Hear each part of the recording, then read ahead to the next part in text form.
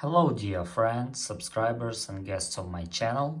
In this video I want to show and tell you how to check Instagram Reel views. Please put your like, subscribe to my channel, share this video with your friends and let's get started. So first we need to go to Instagram. Click on our account, click on these three lines in the upper right corner. After that, scroll down and click Account Type and Tools. Click Switch to Professional Account. Click Continue.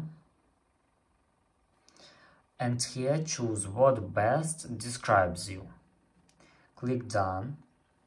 It can take up to 30 seconds. After that, choose Creator or Business. Click Next.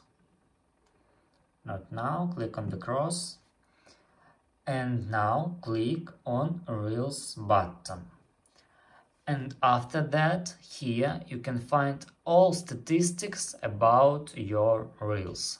And that's all.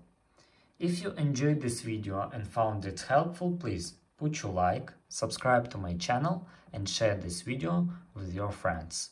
Bye bye everyone, see you later.